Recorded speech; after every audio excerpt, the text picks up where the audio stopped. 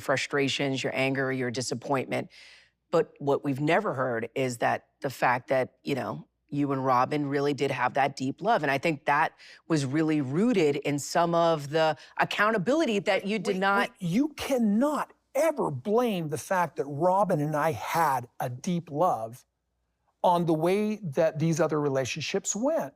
Welcome back, fam. If you thought the Brown family saga couldn't get any more intense, buckle up, because this episode is a whole emotional hurricane. Right from the jump, Janelle is front and center with some straight-up truth bombs.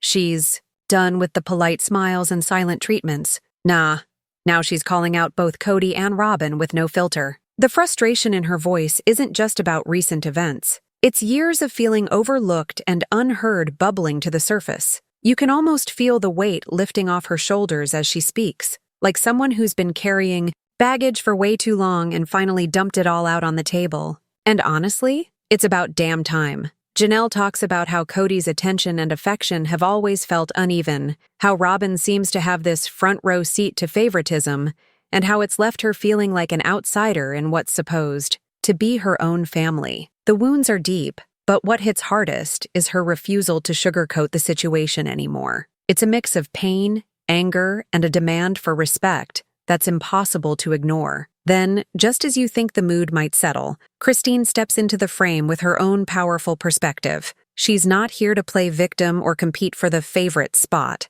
Christine's journey is about reclaiming herself. She's moved beyond being Kody's ex and is fiercely carving out her own identity. She speaks about the emotional toll of being defined by a broken relationship and how hard it's been to rewrite her story on her own terms. Watching her glow with newfound confidence after years of turmoil is a reminder that healing is messy, but absolutely possible. Her words also challenge the viewers. What does it mean to truly move on? Is it just about ending a marriage? Or is it about rebuilding a life that feels authentic and whole? Christine's journey says it's the latter, and watching her step into her own power is a masterclass in resilience. And then, Kody. Oh, Kody. Just when you think you understand his role in this tangled mess, he throws in a twist that leaves everyone scratching their heads. He starts talking about planning a trip with David. Yes, David, the guy Christine is with now, the one who's basically become a symbol of new beginnings for Christine, and perhaps the biggest thorn in Kody's side. Is Kody trying to build bridges? Or is this just another way of trying to stay relevant in a family that's slowly moving on without him? The ambiguity here is maddening. The tension practically leaps off the screen. Robyn's reactions are subtle but telling. You can see the unease in her eyes, the tightness around her mouth. It's like she knows the ground beneath her feet is shifting, and she's not sure if she can hold on much longer. This whole guys trip idea isn't just a casual plan, it's a metaphor for the bigger struggles the family is facing: shifting loyalties, fractured trust, and the desperate search for connection in the midst of chaos. As these one-on-one interviews unfold, you start to realize they're less about sharing stories and more about laying bare wounds that have been hidden for years. The Browns aren't just airing dirty laundry, they're unpacking years of pain, misunderstanding, and unmet expectations. It's raw, it's real, and it's impossible to look away from. The episode also tosses in some flashbacks to past family moments, those awkward holidays, tense family dinners, and moments when smiles masked deeper hurts. These glimpses remind us that this drama didn't just pop up overnight. It's been building, layer upon layer, until it finally erupted. By the end of this first part, one thing is crystal clear. The Brown family isn't just struggling with relationships. They're wrestling with identity, loyalty, and the meaning of family itself. And as the interviews close, you can almost feel the question hanging in the air. Can they find a way back to each other? Or are they destined to drift further apart? So stick around, because this journey is far from over. We've just peeled back the first layer, and the real heat is about to come. If you thought the first part was intense, trust me, we're just getting started. This next chunk of the episode peels back even more layers of what's really been tearing the Brown family apart. And the emotional stakes? They're sky high. Christine continues to share her story, and it's clear she's still carrying the weight of years spent trying to fit into a family that never really wanted to see her as an equal. She talks about how she kept her heart open, even when the doors were slammed shut in her face. It's heartbreaking, but also inspiring. because you can see the fire inside her, a determination to not just survive but thrive outside the shadow of Kody. Meri steps into her spotlight, and things get even more complicated.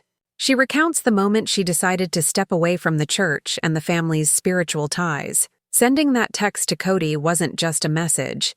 It was a declaration of independence, but Kody's reaction? Less than supportive. Instead of understanding, he responded with accusations and doubts, questioning her motives and painting her decision as impulsive or self-serving. It's the kind of moment that lays bare the tangled mess of love, control, and misunderstanding that's been choking their relationship. Meanwhile, Janelle isn't holding back either. She directly challenges Kody's claim that he loves all his wives equally. She points out the glaring disparities, the unequal attention, the favoritism, the emotional neglect that's left some of them feeling like afterthoughts. Her words cut deep because they expose the gap between Kody's intentions and the reality of how the wives have felt for years. Kody, feeling the pressure, gets defensive, but there's a desperation in his voice that's hard to miss. He talks about this divine love he shares with Robyn, like it's the center of everything. And yeah, it might be real for him, but that spotlight leaves everyone else in the shadows,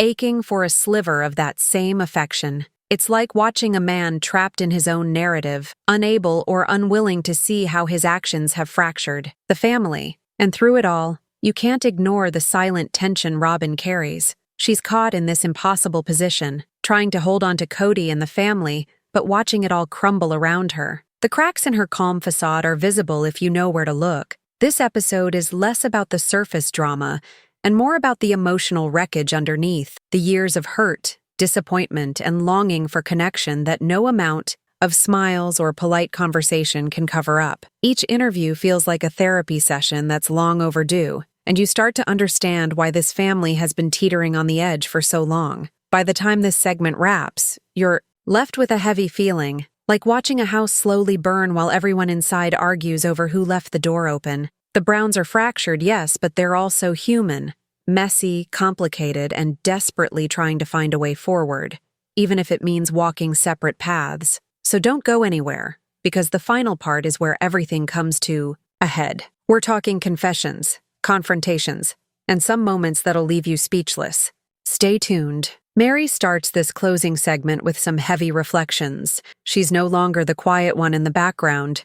She's stepping fully into her truth. She talks about what it really means to break free from the expectations and traditions that once defined her. It's not just about leaving Kody or the church. It's about reclaiming herself, and you can hear it in her voice, a mix of pain, strength, and hope, all tangled together. Her journey reminds us that sometimes the hardest battles are the ones fought within. Christine follows up with some powerful thoughts on identity and healing. She shares how freeing it has been to shed the favorite ex-wife label and start building a life on her own terms. She's found new love, yes, but more importantly, she's found peace. And it's a peace that feels hard-earned, like the calm after a long storm. Watching her, you can't help but admire her resilience and her refusal to be defined by her past. Janelle, ever the no-nonsense realist, doesn't soften the blow. She calls out the family for what it's become, a collection of fractured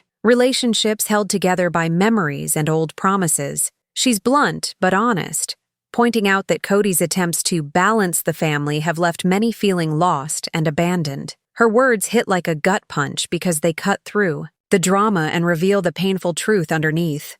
And then, the moment we've all been waiting for, Kody's reckoning. He admits, maybe for the first time, that things haven't worked out the way he hoped. His voice is tinged with regret, but there's also defensiveness, a man caught between wanting to fix things and refusing to fully acknowledge the damage done. He talks about loyalty, love, and family, but you can tell the cracks are too deep to patch with words alone. Robyn's struggle becomes even more evident here. She's trying to hold on to what's left, but you can see the strain in every glance and every word. The family she wanted so badly is slipping through her fingers, and the reality is setting in. Sometimes love isn't enough to keep people together. The episode closes without tidy resolutions.